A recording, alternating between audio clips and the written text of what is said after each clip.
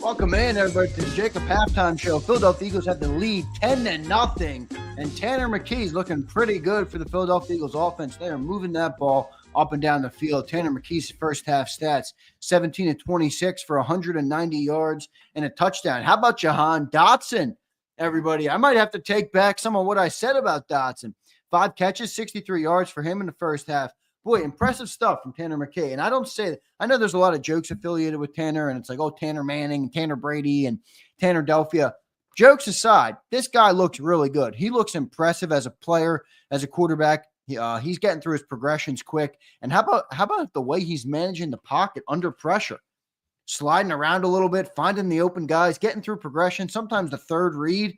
Really making some good plays out there in the passing game.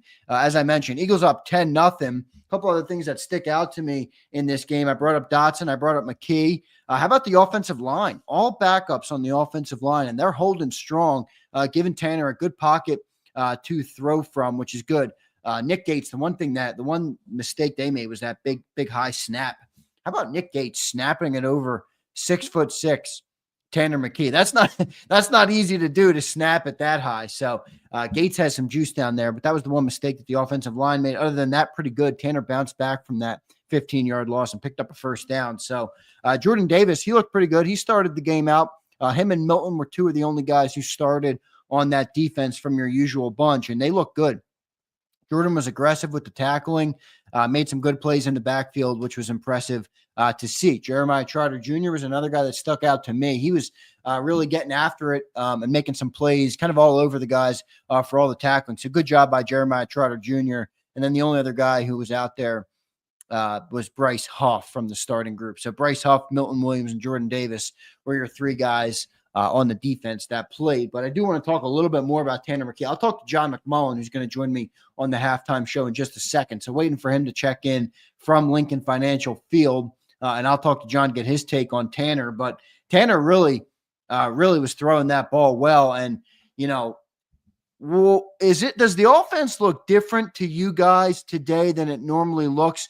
A lot more play action, a lot more checkdowns, a lot more, throws underneath, just a little bit different looking to me. And I don't know if they do that on purpose. I don't know if it's simply explained by Jalen Hurts' skill set, but I have a hard time believing that Jalen Hurts wouldn't be able to, or wouldn't benefit from some of these things being implemented into the offense with him under center. I know he's not a play action guy. I know he's not a traditional pocket passer, but some of the stuff they're doing for Tanner McKee is making it easy for him. And I have a hard time believing that Jalen wouldn't benefit from some of that. But overall, a really good first half for Tanner and the Birds. It's nice this Giants team, guys, they are bad. They are bad. I got John McMullen checking in now. So once his connection solidifies, I will bring him up and we'll get his take on what Tanner is doing out there. Tanner does look good. Like I said at the start, jokes aside, he does look impressive. He's managing the pocket well. He's getting the ball out.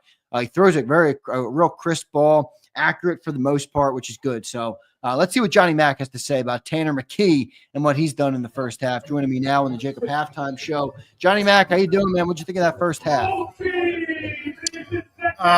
Well, the corgis are racing now, so I knew the corgis are picked up. Yeah, things are picking up.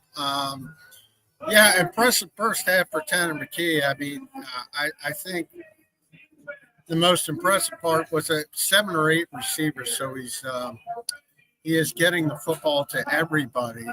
We talked about Jahan Dotson specifically.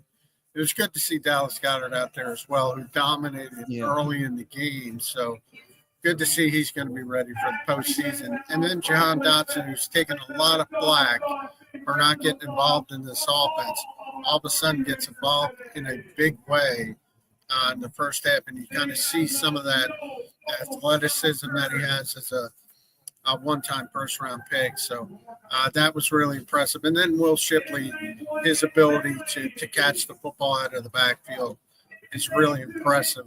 And I think you'll see more of the running part. They weren't very effective running the ball in the first half.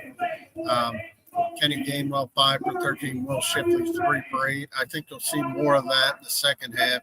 And then the defense, the backup defenders, really all backups except Jordan Davis and Milton Williams. I saw Bryce Huff out there too, but I guess he's a backup now.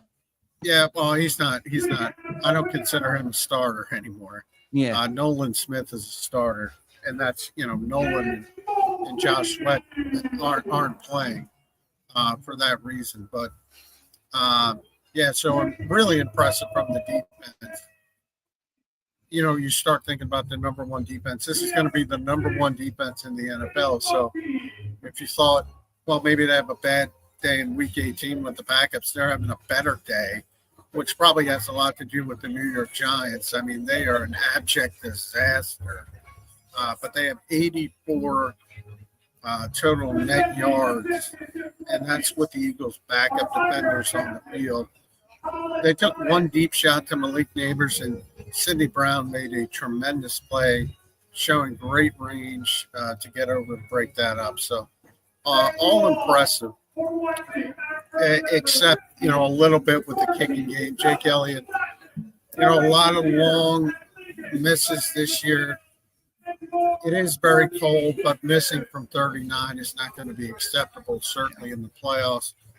Braden Mann is back doing kickoffs, and he kicked one out of bounds. They were trying to place it, so not sure what the Eagles are trying to accomplish there. Maybe they're trying to just work on some things, try to work on directional kicking on kickoffs. But other than that, it was pretty dominant first half. Other to say the Eagles should be up more than they are right now at 10-0. Yeah, no doubt about it. John, the offense looks a little different to me. And I said, all jokes aside, I know everybody likes to make jokes about Tanner McKee and Tanner Delphia and Tanner Manning, and you name it, whatever nickname you want to give him, which is all fun and games. But I do think he looked genuinely impressive today. I thought he maneuvered the pocket well. But I will say, looks like the offense is just different, John. They're just giving him some stuff that I know Jalen has a different skill set, but I have a hard time believing Jalen wouldn't benefit from some of those things too, the play action, the rolling out. Does it look different to you? Oh, it looks completely different. They have a completely different quarterback. So you have more of a traditional pocket passer versus the RPO-based, +1 in the running game. So, this is what we talked about. This is what you wanted to at least evolve further in. And you talk about spreading the football around.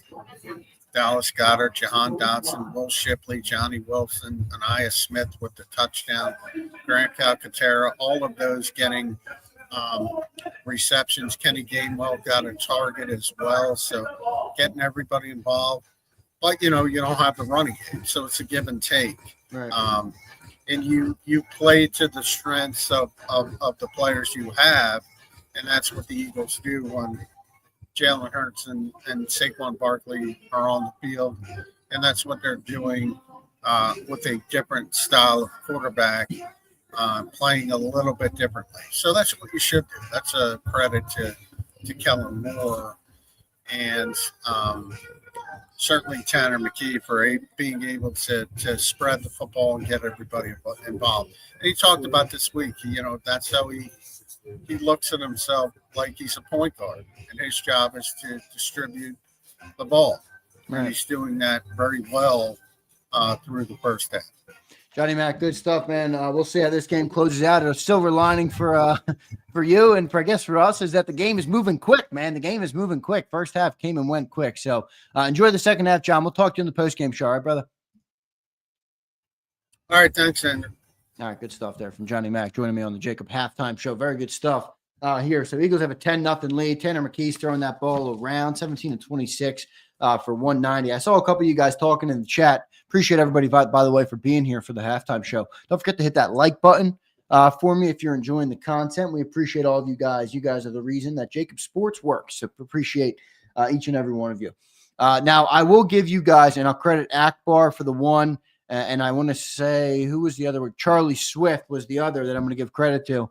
The two things I noticed from Tanner McKee that weren't great is he can't throw on the run very well. Not like Jalen. When Jalen's rolling out, he can throw that ball on the run. Tanner is more get him in the pocket, keep him in the pocket, and he doesn't throw the ball on the run that well. And then the other thing Charlie Swift brought up, which I thought was true, is some of his passes look like they lack a little bit of zip. He's accurate, but it doesn't look like he can really zip that ball in there. Not a huge knock, just something I noticed from watching the game today, but I am impressed with him, man. I think he's done really well in the pocket and has stood in there and delivered the ball, making Jahan Dotson, getting some catches. He has 5 catches for 63 yards, 190 first half pass yards, guy. That's pretty good amount of pass yards for the first half. Let's go to the super chat here from my man, Brian Pump. What's up, Pumper? He says, Tanner is light years better than flimsy Hurts. I don't know if I agree with that, but he certainly looks different. It's a different style of play. It's no doubt. I mean, he's a pocket passer, and he's doing a pretty good job. I think the most impressive part about Tanner McKee for me in this game has been when the pressure's coming in the pocket.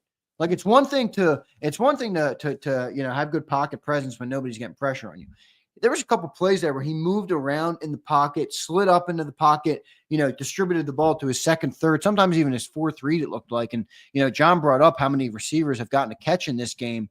Let me give you guys the exact number on it. Yeah, you have 1, 2, 3, 4, 5. See, that's 7 guys who were targeted in this game, 6 guys who have catches, and that one missed target was the Kenny Gainwell, who didn't end up with a catch. Tanner just missed him there. He had him on the wheel route up the sideline, but he is spreading the ball around. Goddard looked real good. That Goddard drop was brutal, tough there that was to pick up a first down, but hopefully he shakes that off before the playoffs. So we'll see. Keep your eye on the Packers game and the Commanders game. Packers have some injuries. We'll see. Jordan Love went out. I think he's now back in the game, and then Watson was out. So, if the Packers lose that game and we play them, we could have a better looking round 1 matchup. So we'll see how it all plays out. Enjoy the second half, everybody. We'll catch you guys on the JAKIB postgame show. I see my man Big Sills is already stirring the pot in the chat. What will Big Sills say on the postgame show? We will talk about that after the game. Appreciate you all for checking in on the halftime show. Catch you after the game, everybody. Enjoy the second half.